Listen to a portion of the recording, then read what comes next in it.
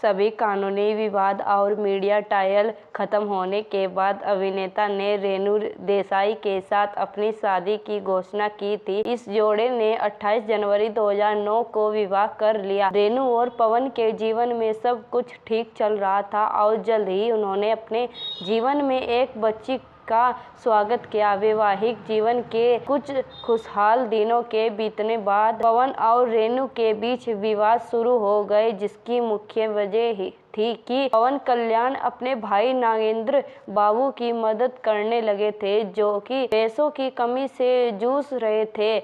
वह अपनी पत्नी के साथ अच्छी तरह से समय भी नहीं देख पा रहे थे। इससे रेणु चिंतित थी कि उनके पति अपने सारे पैसे अपने भाई को दे देंगे।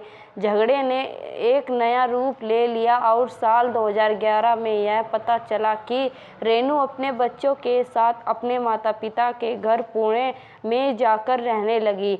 अपने बच्चों को देखने के लिए पवन लगातार वहां जाने लगे, लेकिन दरारें बहुत गहरी थी जो अब नहीं भर सकती थी। आखिरकार 2012 में कोर्ट के जरिए दोनों के तलाक ले लिया। रेणु देसाई के साथ शादी होने के बाद 3 साल में ही दोनों अलग हो गए, लेकिन इन 3 सालों के बीच रेणु देसाई से पवन को 2 बच्चे हैं, बेटा अकीरा और पवन कल्याण साल 2011 में फिल्म 3 मार में काम कर रहे थे, जो हिट बॉलीवुड फिल्म लव आज कल की तेलुगु रीमेक थी। फिल्म के स्टार कास्ट में एक रूसी मॉडल और अभिनेत्री लेज हनेवा थी, जिन्होंने फिल्म में एक छोटी भूमिका निभाई थी, लेकिन पवन के तलाक के बाद साल 2012 में इस अभिनेत्री का नाम अभिनेता के साथ जुड़ने लगा और वर्ष 2013 में अफवाहें थी कि पवन और एना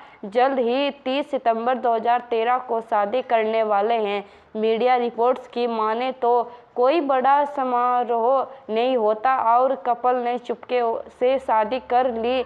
कपल अपने वैवाहिक जीवन के शुरुआती सालों के दौरान बहुत कम सार्वजनिक जगहों पर उपस्थित होते हैं, लेकिन समय के साथ एना ने पवन के साथ पुरस्कार समारोह, सार्वजनिक कार्यक्रमों और अपने कुछ राजनीतिक दलों में भी दिखाई देना शुरू कर दिया। शादी के कुछ समय के बाद साल 2017 में रशियन मूल की अन्ना लेजहनेवा पवन की बेटी पोलेना अंजना पावनोवा की मां बन गई। इसके बाद इस कपल को एक बेटा मार्क शंकर पवनोविच भी हुआ। पवन अपने अन्य 2 बच्चों के साथ इन दोनों बच्चों का भी पालन पोषण कर रहे हैं। अपनी तीसरी शादी के बाद से अभिनेता एक सुखी वैवाहिक जीवन जी रहे हैं। पवन कल्याण राजनीति में साल 2008 से सक्रिय हैं। उन्होंने लंबे समय तक अपने भाई चिरंजीवी की प्रजा राज्यम पार्टी के लिए काम किया। इसके बाद पवन कल्याण ने अपनी